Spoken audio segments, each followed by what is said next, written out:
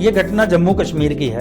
जम्मू कश्मीर में सेना की एक टुकड़ी किसी पोस्ट पर तैनात थी और उसका वहां पे तैनाती का समय भी पूरा हो चुका था, लिहाजा उस टुकड़ी को अपनी यूनिट में वापस आना था। लेकिन सेना का एक नियम है कि जब तक कोई दूसरी टुकड़ी जाकर उस टुकड़ी को बदली ना करे तब तक वो टुकड़ी वापस अपनी यूनिट में नहीं आ सकती, क्योंकि सेना की जो पोस्ट है उसको किसी भी कंडीशन में खाली नहीं छोड़ा जाता। एक टुकड़ी जाएगी तो दूसरी टुकड़ी वापस आएगी, और इसी नियम के तहत सेना की एक दूसरी टुकड़ी को उस पोस्ट पे तैनाती के लिए भेजा गया।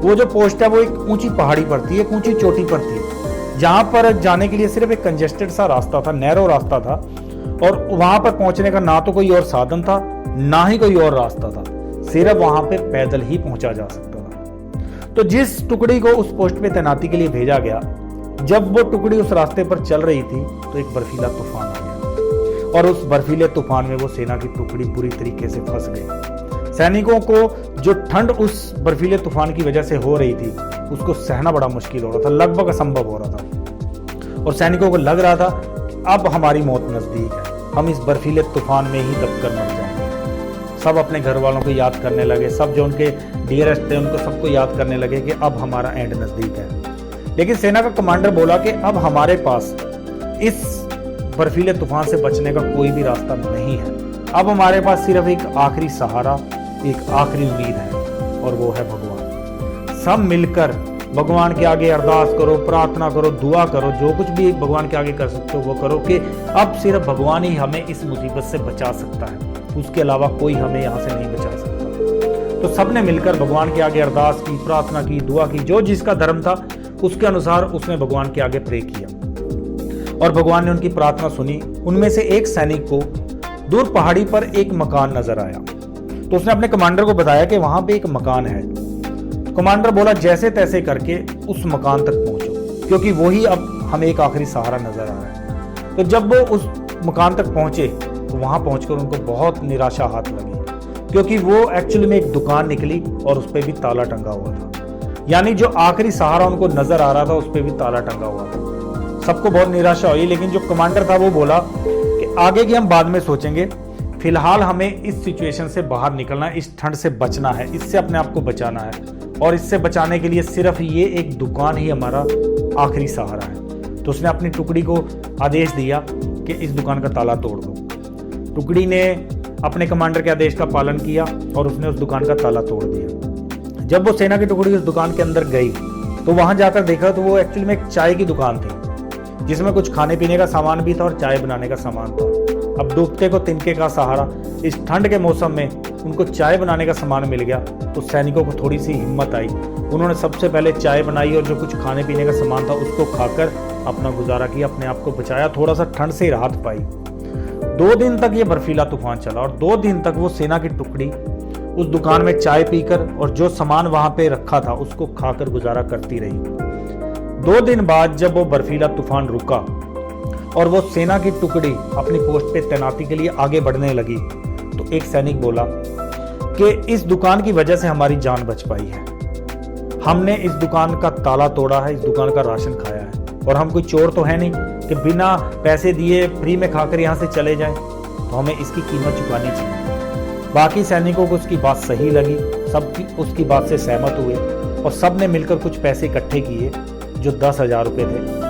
वो 10,000 रुपये इकट्ठे करके उन्होंने उस दुकान के कैश काउंटर में डाल दिए, उस दुकान के गल्ले में डाल दिए कि जब इस दुकान का मालिक वापस आएगा और अपनी दुकान का ताला टूटा हुआ देखकर उसको घबराहट होगी, उसको निराशा होगी, तो जब वो अंदर आके गल्ला खोल के देखे तो उसको हिम्मत मिल जाएगी, नहीं मेरी दुकान में चोरी नहीं हुई है, अगर किसी ने खाया है तो पैसे भी दे के गया है, तो उसको थोड़ी सी राहत महसूस होगी। उन सब ने पैसे इकट्ठे किए और उस दुकान के कैश काउंटर में रखकर आगे चले गए।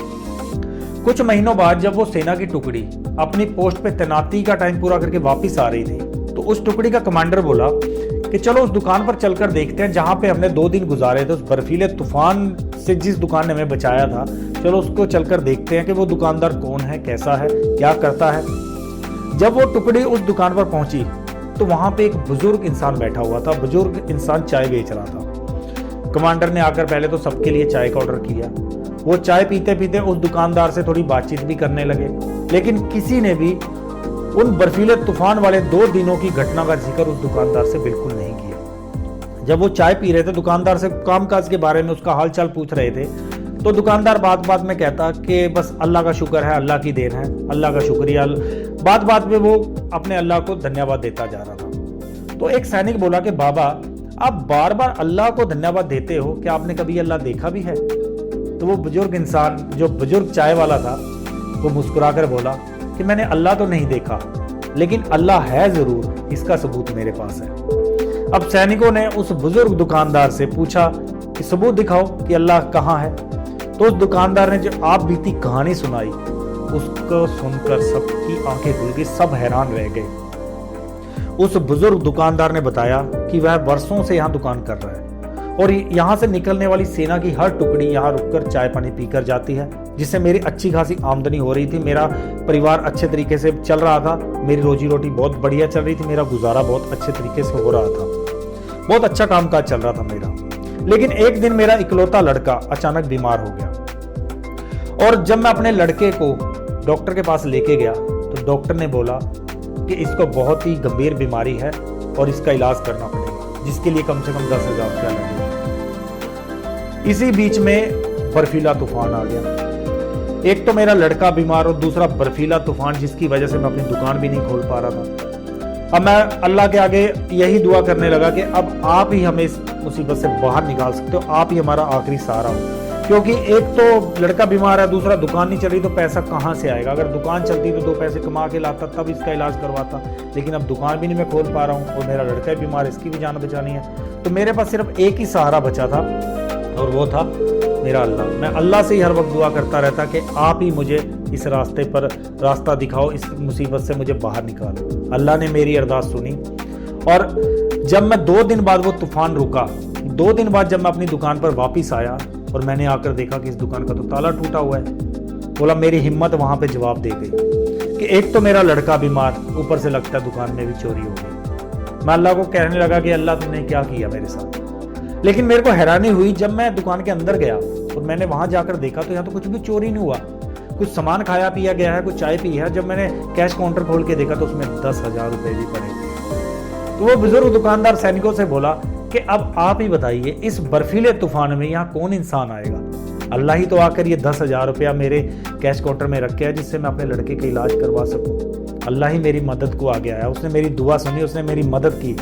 और इसीलिए मैं कहता हूँ कि अल्लाह है, इसीलिए मैं अल्लाह का शुक्रिया करता हूँ। कमांडर अपनी टुकड़ी की ओर देख के मुस्कुराया और बिना कुछ बोले उस दुकान से बाहर आ गए। दुकान से बाहर आकर सैनिकों से एक कमांडर बोला कि उस दिन भगवान ने हमारी नहीं, इस बुजुर्ग की दुआ सुनी थी और हमें यहाँ भेजा था। भगवान ने हमारी दुआओं की वजह से हमें इस दुकान तक नहीं पहुंचाया था, बल्कि इस बुजुर्ग की दुआओं की वजह से हमें ये दुकान दिखाई थी, ताकि हम इस बुजुर्ग की मदद कर सके। भगवान हमारे हाथों से इस बुजुर्ग की मदद करवाना चाहता था। दोस्तों, सेना की उस टुकड़ी को विश्वास था कि उस तूफान में भगवान उनकी सहायता करेंगे और उन सबको बचा लेंगे। इसी विश्वास के साथ उन्होंने भगवान से प्रार्थना की। उस बुजुर्ग दुकानदार को विश्वास था कि अल्लाह उसकी सहायता जरूर करेंगे और उसके लिए कुछ रास्ता निकालेंगे, अपने बेटे का इलाज करवा सकेगा, वो मेरे बेटे को बचाएंगे।